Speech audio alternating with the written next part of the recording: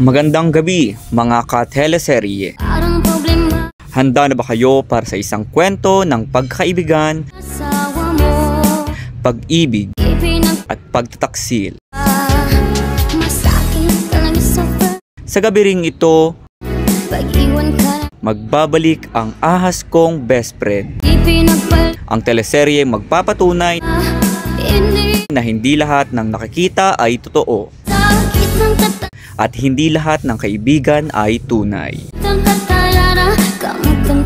Samahan ninyo si Marie at Adrian sa kanilang pakikipagsapalaran sa mundo ng pagkakanulo at pag-ibig.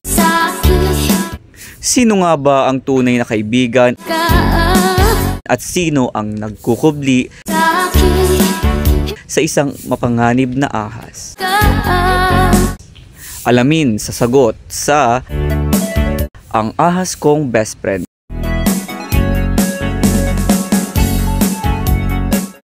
At huwag kalimutang sumali sa aming online discussion sa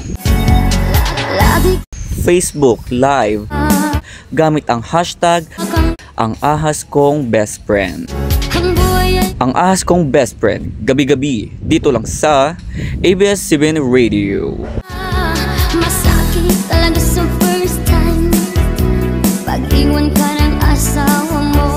This song is brought to you by ACS Manufacturing Corporation, ISO certified, world-class quality. ACS. Ako si Marie. Kasal ako sa asawa kong si Adrian at may dalawa kaming anak. Masaya ang buhay namin at until bumalik sa buhay ko ang best friend kong si Nicole. Adrian, uuwi na yung best friend ko galing LA. Grabe, namiss ko siya sobra. Si Nicole, yung palagi mong kinikwento sa akin. Oo, siya nga. Ganun ba? Ayos yan para makapag-banding din kayong dalawa. Marie, ikaw ba yan? Nicole, OMG! Hi, kamusta ka na? Okay lang ako. Ito, mayaman na. Ikaw ba? Masaya naman sa pamilya ko. Uy, punta ka sa amin. Ipapakilala kita sa asawa at anak ko. Adrian, ito nga pala si Nicole, best friend ko. Si Adrian nga pala asawa ko. Hi Nicole, nice to meet you. Hello Adrian. Malagkit ang mga titig nila sa isa't isa na para bang masayang masaya silang makilala ang isa't isa. Madalas kong pumunta si Nicole sa bahay para makipagkwentuhan sa akin. At ang oras kung kailan siya pumupunta ay kapag malapit nang umuwi ang asawa ko galing sa trabaho. Lumipas pa mga araw at minsan na lang kung pumunta si Nicole sa bahay at ang asawa kong palaging late kung umuwi. Puntahan ko kaya si Nicole, bibisitahin ko siya. Yaya, ikaw na nga muna bahala sa mga bata. Pag dumating si Adrian, pakisabi na pumunta ako kay na Nicole. Paghandaan mo na rin siya ng pagkain, ha? Opo ma'am, ingat po kayo. Hindi ko maipaliwanag ang biglang kakaibang pakiramdam na naramdaman ko habang nasa biyahe ako papunta kay na Nicole. Nabigla ako nang makita ko ang kotse ng asawa ko sa labas ng bahay ni Nicole. Dali-dali akong pumasok sa bahay niya dahil hindi naman ito nakalak. Nakita ko silang dalawa na malapit ng maghalikan.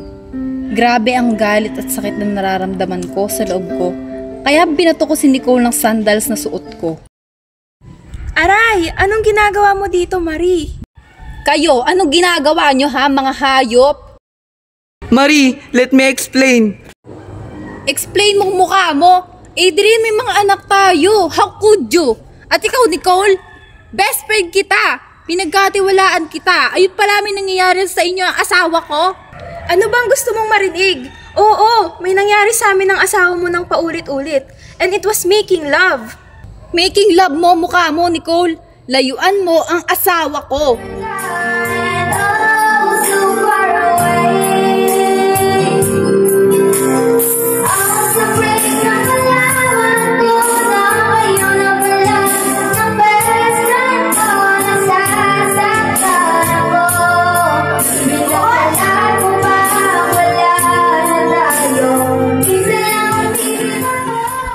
Marie, let me explain. I'm sorry, ngayon lang nangyari yun. Maniwala ka.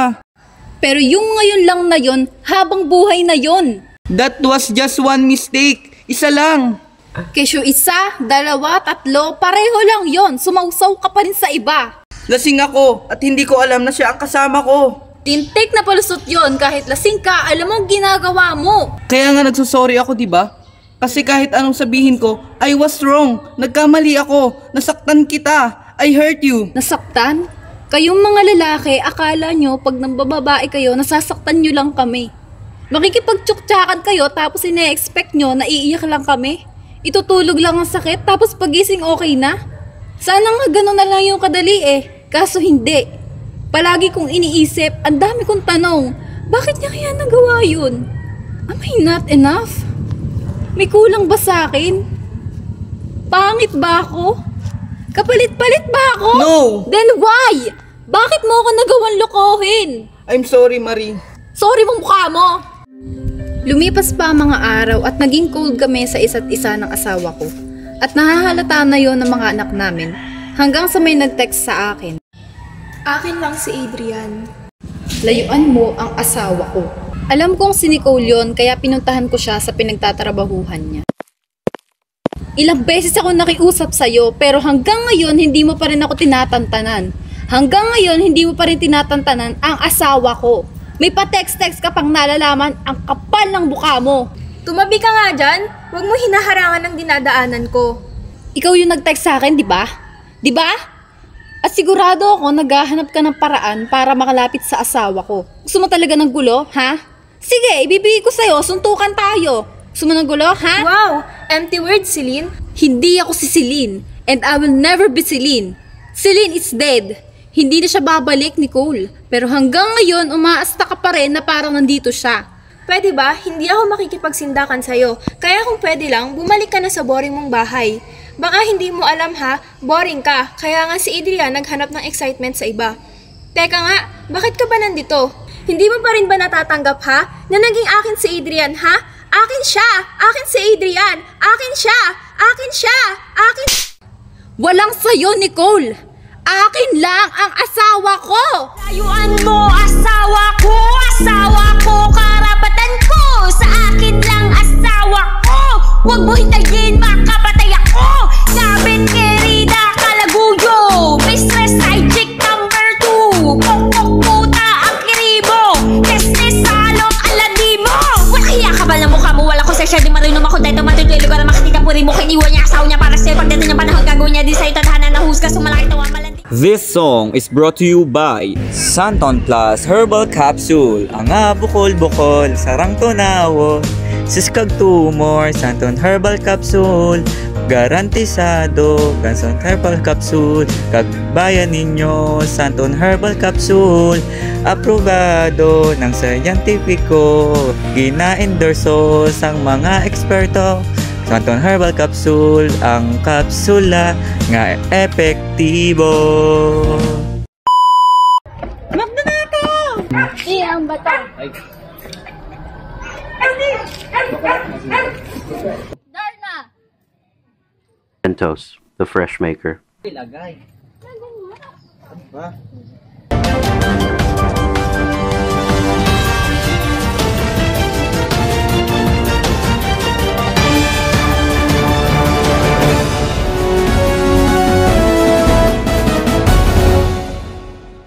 Bellones, matatanda ang nagkaroon ng maraming pinagkakaabalahan ngayong taon. Kaya naman nakatutok live, Chloe Diaz.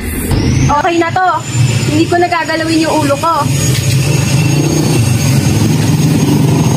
Thank you, Jazz. Ito nga nagdaang araw, August 17, 2024, ay ginanap ang Niyug-Niyugan Festival sa Alcalan Sports Complex, Lucena City, na kung saan naglaban-laban ang 22 na probinsya at isang syudad. Si Justin ay isa sa mga dancer ng bayan ng Dolores at nakapigila ang 4th place. Ito ang kanyang pahayag sa mga naging karanasan sa nangyaring event at sa mga nakamit niya ngayong taon. Ano naman ang pinagkakaabalahan mo ngayong taon or mga achievements mo? So ngayong taon nga po,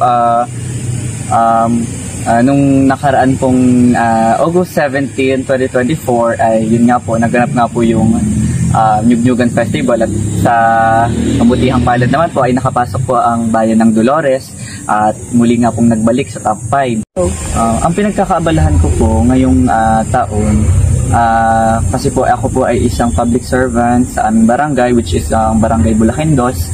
Kami po ang mga tinatawag na Barangay Children's Association, na kung saan po ay tumutulong po kami sa edad na 15 below na kabataan. Doon po ay kami po ay namimigay ng mga kagamitan nila pang eskwelahan at pang sports. Kaya po sobra po talagang napaka-busy po at hindi ko na po masyadong mapagsabay ang pag-aaral at ang pagsasayaw at ang mga pang gawain. So, may mga times ba na parang nararamdaman mo na napapagod ka na gusto mo nang sumuko? Meron naman po. Kaso sabi nga po, 'di ba, laban lang. Wag susuko, kasi ang mga pagsubok ay ang siyang susubok sa iyo upang mas mag-grow as bilang isang mabuting mag-aaral. Ang advice ko lang na mas unahin pa rin natin ang pag-aaral, kasi ayan ang magiging susi mo sa magiging tagumpay na buhay. Siyempre, wag din nating kalimutang tumulong.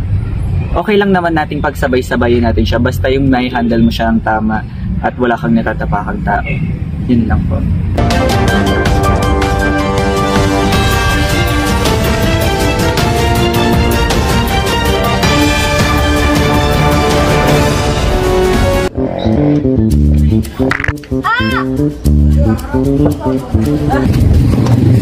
Unhealthy gums? Yes! Try this new Colgate Fresh Confidence. Colgate Fresh Confidence. It has a unique formula and it helps keep fight hidden germs, help keep the gums and teeth strong. Okay, I'm out.